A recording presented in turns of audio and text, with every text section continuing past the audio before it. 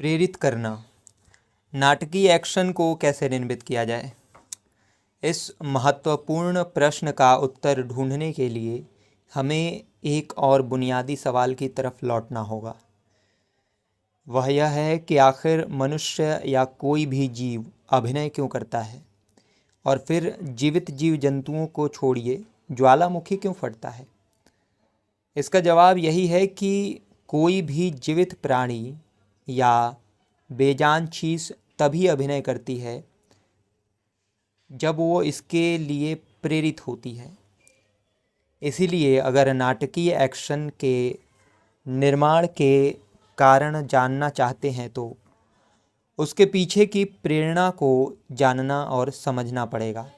क्योंकि नाटक में एक्शन और वाचन एक दूसरे से यंत्रतः जुड़े होते हैं, इसीलिए उनको एक दूसरे से जोड़ने वाला तत्व प्रेरणा ही होता है। प्रेरणा क्या है? अब ज़रा ज्वालामुखी की तरफ लौटें। यह क्यों फटता है?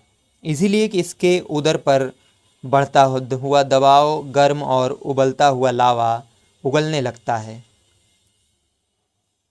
जीवित लोग इसीलिए अभिनय शुरू कर देते हैं कि वे ऐसा करने की ज़रूरत महसूस करते हैं। इसीलिए अभिनेता को जो नाटकीय एक्शन निर्मित करना चाहता है, अपने भीतर ज़रूरत या प्रेरणा को पाने या खोजने का प्रयास करना चाहिए। पर यह किसकी ज़रूरत है, अभिनेता की या चरित्र की?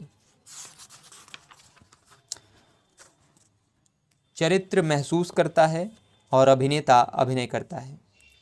प्रेरणा चरित्र की महसूस की गई ज़रूरत होती है। एक्शन अभिनेता का होता है और प्रेरणा चरित्र की होती है। मंच पर इन्हीं दोनों का मिलन होता है। एक्शन और संवाद के साथ भी यही होता है, अर्थात एक्शन अभिनेता का होता है और संवाद चरित्र के होते हैं। अब सवाल उठता है कि अभिनेता प्रेरणा कहाँ से पाता है? इसका मतलब होता है कि दूसरे की महसूस की गई ज़रूरत को पाना या अर्जित करना। हाँ, महसूस की गई ज़रूरत चरित्र के दिमाग में छिप कर बैठी होती है और चरित्र का दिमाग नाट्यालेख के संवादों के भीतर निहित होता है। इसीलिए अभिनेता की प्रेरणा चरित्र के अंदर मौजूद विचार होता है। यही है मूल बात।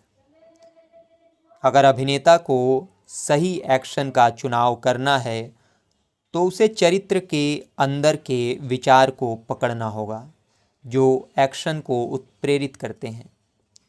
अभिनेता चरित्र संबंध। अब ज़रा इस बात को अलग तरीके से रखता हूँ ताकि आप प्रेरणा वाले पहलू को बेहतर ढंग से समझ सकें। दरअसल एक्शन चरित्र के भीतर निहित विचार का शारीरिक आकार है। इस अर्थ में अभिनेता की सबसे बड़ी उपलब्धि ये है कि वो चरित्र के भीतर निहित विचार को दिखाए। इसीलिए विचार पहले मंच पर एक्शन के रूप में आना चाहिए, उसके बाद संवाद के रूप में सुनाई देना चाहिए। जब इस क्रम में मंच पर होता है तभी उचित होता है। यही सही पद्धति है।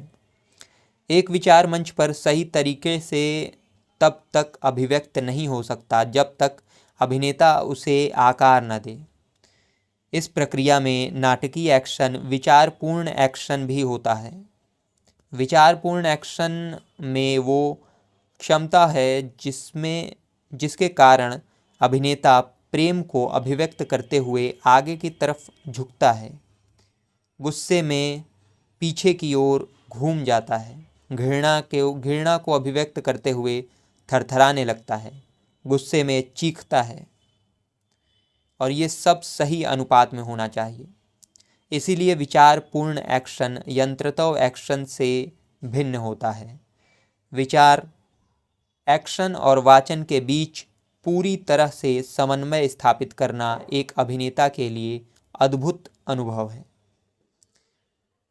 विचार क्यों? मैंने विचार को सही प्रेरक कारक कहा है, लेकिन सिर्फ विचार ही प्रेरक कारक क्यों? भावना या एहसास क्यों नहीं? ख्याल क्यों नहीं? क्या भावना, एहसास, ख्याल अभिनेता को प्रेरित नहीं करते? ज़रूर वे प्रेरित करते हैं, लेकिन तब जब वे दिमाग में पहुंच जाते हैं, और पहुंचते तब हैं जब शरीर ऐसा करने का स्पष्ट आदेश देता है। ये आदेश हमेशा एक विचार होता है। यह अध्याय प्रेरणा की धारणा के बारे में संक्षिप्त भूमिका भर है। इस पुस्तक के एक और अध्याय में अभिनय की इस अवधारणा का विशद प्रतिपादन होगा। अभी हम नाटकीय एक्शन की धारणा पर चर्चा करेंगे।